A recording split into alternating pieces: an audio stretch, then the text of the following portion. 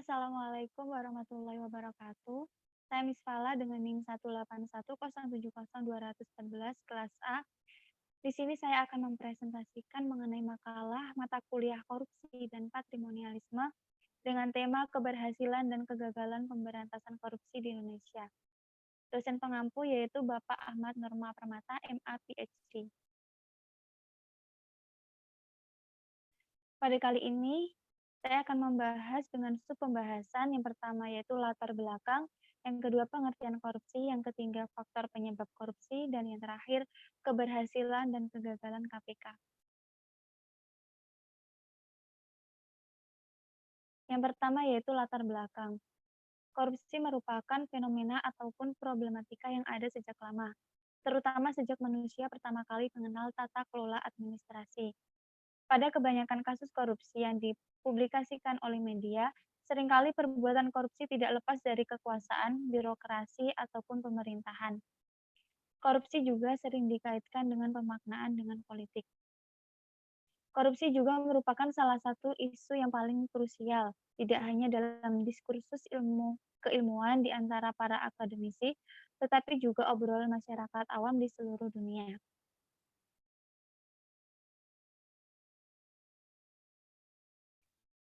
Kemudian pengertian korupsi. Kata korupsi sendiri berasal dari bahasa Latin, yaitu corruptio atau corruptus. Selanjutnya dikatakan bahwa corruptio berasal dari kata corrumpere, suatu bahasa Latin yang lebih tua. Dari bahasa Latin tersebut kemudian dikenal dengan istilah corruption, korup dalam bahasa Inggris. Corruption Perancis dan corrupti Belanda. Arti Arti kata korupsi secara harfiah adalah kebusukan, keburukan, kebejatan, ketidakjujuran, dapat disuap, tidak bermoral, penyimpangan dari kesucian, dan sebagainya.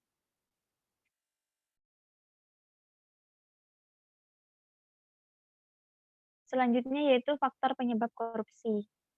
Faktor penyebab korupsi dibagi menjadi dua. Yang pertama yaitu faktor internal, yang kedua faktor eksternal. Faktor internal yaitu faktor yang disebabkan oleh dalam diri individu atau para pelaku koruptor. Yang kedua, faktor eksternal, yaitu faktor yang disebabkan dari luar diri pelaku.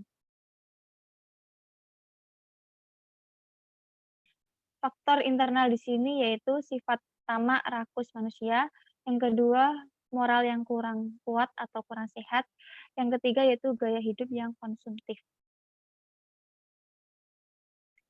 Kemudian faktor eksternal di sini sangat banyak. Yang pertama yaitu faktor politik, yang kedua faktor hukum, yang ketiga faktor ekonomi, yang keempat faktor organisasi, dan yang terakhir yaitu faktor budaya.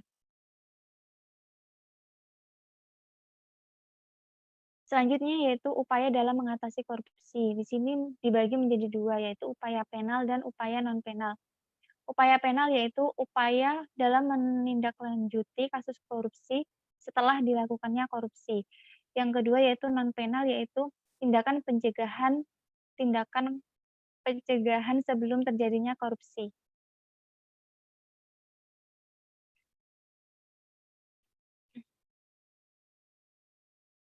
Kemudian selanjutnya yaitu keberhasilan dan kegagalan KPK.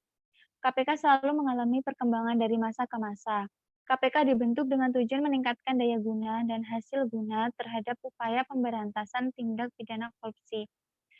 Politik hukum pembentukan KPK berawal dari ketetapan MPR RI nomor 11 MPR tahun 1998 tentang penyelenggaraan negara yang bersih dan bebas korupsi, kolusi, dan nepotisme, yang kemudian ditindaklanjuti dengan UU nomor 28 tahun 1999 tentang penyelenggaraan negara yang bersih dan bebas dari korupsi, kolusi, dan nepotisme, dan UU Nomor 31 Tahun 1999 tentang pemberantasan tindak pidana korupsi yang mengamanatkan pembentukan KPK. Selanjutnya yaitu kegagalan dan keberhasilan KPK. Kegagalan KPK sendiri lebih dominan pada upaya penindakan dibandingkan dengan pencegahan maupun pendidikan.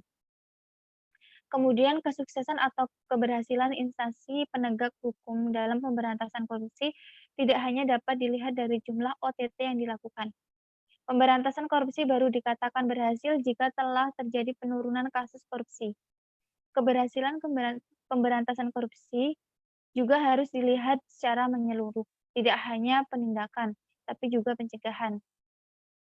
OTT yang dilakukan oleh para aparat penegak hukum, misalnya KPK, dapat dilihat sebagai suatu cara untuk memberikan efek jera maupun ketakutan kepada semua pihak agar menghindari tindakan korupsi.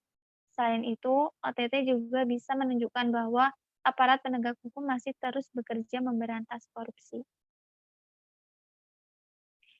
Demikian yang dapat saya sampaikan, kurang lebihnya mohon maaf.